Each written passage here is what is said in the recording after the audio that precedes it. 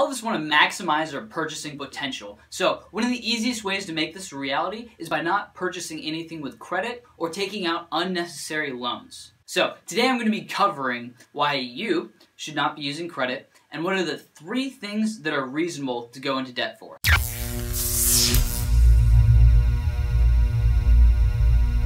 There are 2 basic parties in this sphere: those that collect interest and those that pay it. Those that pay it are enriching the lives of someone else and selling off a part of their financial future. You want to be on the side of this equation that isn't being taken for all they have. Being in debt is a stressful situation. Walking around knowing that somebody else has laid claim to a future version of yourself's money is never a good feeling. Using debt as easy money is a wonderful way to end up overspending and easily pay up to 25% more just because you wanted it right then and there. Your argument that you're getting rewards points is just proof to how easily you can be purchased. And telling yourself that you're going to pay it off every single month is also a losing battle. The banks and the credit card companies are literally banking their money that you are going to mess up and make them a wonderful return on their money. They know that the majority of Americans are not disciplined enough to not make those excessive purchases for stuff that they absolutely don't need. So, with that out of the way, here are the 3 things that is not the end of the world to take a loan out for. These 3 things you don't necessarily need to go into debt for, but it will take planning, saving, discipline, and a little bit of time. But the reward will be so much greater when you actually get it. And you might actually find a better deal in order from least advisable to most normal, I guess is what you'd call it. First up is a car. All you need is something that will get you from point A to point B. In fact, some of the times you'll find it's not even necessary. Life being what it is, most of us have to use a car to get to work because a lot of things in America are kind of far apart. If you can, do pay cash for it. It's better to buy a vehicle that isn't as pristine or as new and cool and flashy and give up a little bit of that American ideology that your vehicle defines who you are.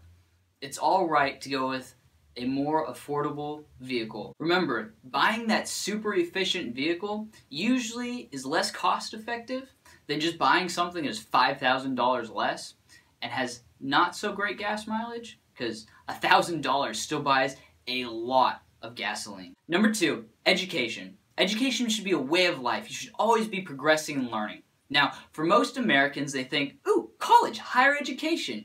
And it's easy to understand why this happens because you literally spent 12 years of your life being told, if you don't go to college, you're not going to be a financial success.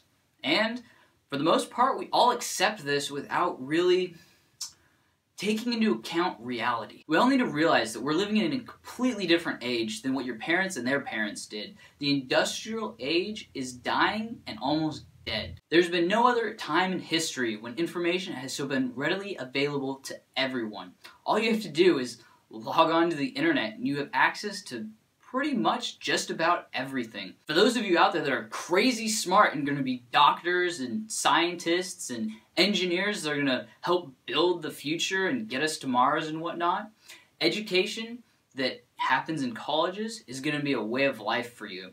Yes, it might waste a little bit more of your time than what you'd like and a little bit more money, but that's the way of it, and rightfully so. The other similar option for people is vocational schools. These are very cost-efficient and time-efficient ways to learn.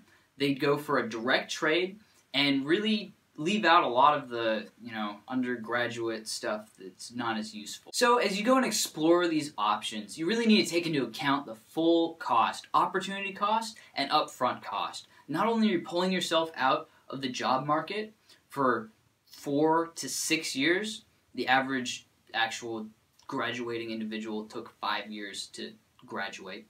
So you're taking yourself out, it's going to cost you up front, and then you're also going to have interest on that, and it's probably going to take you a decade to pay off. And on top of that, the education market is in a hyper bubble right now. Yes, it's the government's fault. When you create a everybody needs to have this environment, just like the housing market, and you reduce the effort it takes to get a loan, you're suddenly flooding a market with tons of just cash. So, just like a sponge, the market absorbs it. And this is where we're getting these absorbent prices for education. So as you go into this, make sure that you have a plan. Make sure that you understand how much it's actually going to cost you and realize you're going to be 5 years behind the people that went straight into the job market. Part of this plan should be knowing how you're going to pay for this education, either after, during, or before.